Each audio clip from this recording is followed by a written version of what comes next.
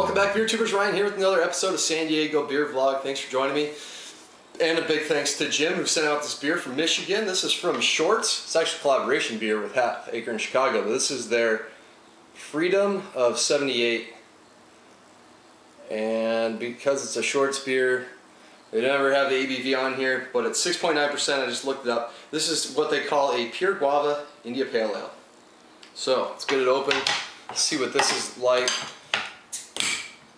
Daniel, I believe, reviewed this one and enjoyed it, so hopefully I will too. So, don't know what the deal is with Shorts beers. They seem like they never have a ton of carbonation, but there's some fruit in this beer.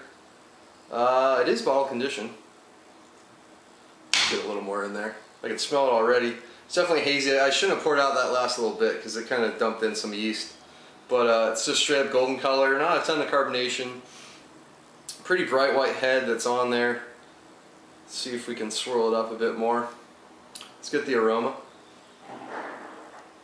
Oh wow, that's a fantastic aroma. Big guava notes on the nose. So yeah, obviously because it's pure guava, it's got a big tropical fruit note. Immediately get the guava notes. You get a nice kind of spiciness underneath that, probably coming from the hops.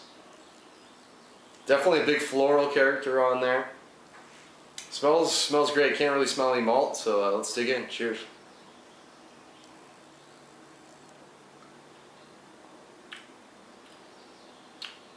Yeah, that's different. Really nice. Not super bitter. Definitely a more hop flavor type of beer, IPA. You know, not super bitter like we're kind of used to out here. So up front, I'm kind of hit simultaneously with sweetness from the hops, the guava, and along with some bitterness too. I mean, the guava is definitely apparent. You're going to get that tropical fruit, that guava tropical fruit character. I also get some pineapple in there.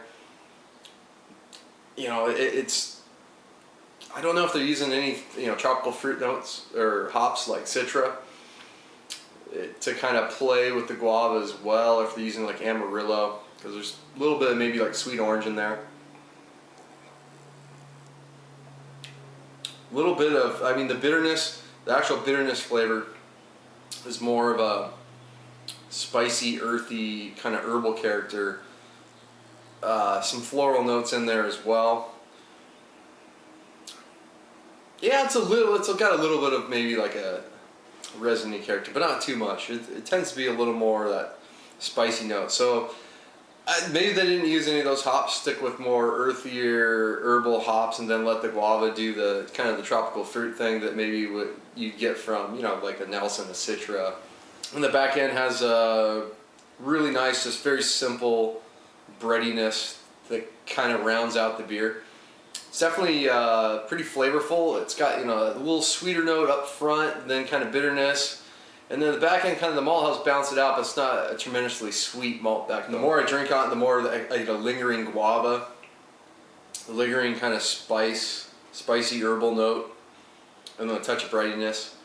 So it's not the absolute driest beer, but it's definitely a good drinkable beer. So I don't know, it's a cool concept. I like where they're going with it. I don't know if I can quite give it an A. I can see why someone would give it an A that really enjoyed this one.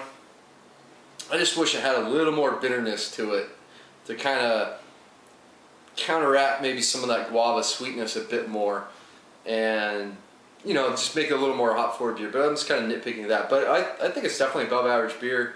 I don't know how many of these I could drink either, so I don't know how like drinkable or you could session this one, you know, back-to-back IPAs, if that might get to be a little bit too much with the kind of guava character in there and the hop profile as is. But B+ for this one. I really enjoy it. Recommend trying it if you can get it. It's a very interesting collaboration between the breweries. And I don't think I've ever had anything from Half Acre, so I like what they did with this one. Thanks to Jim in Michigan for sending it out. Until next time, please comment, subscribe. Cheers.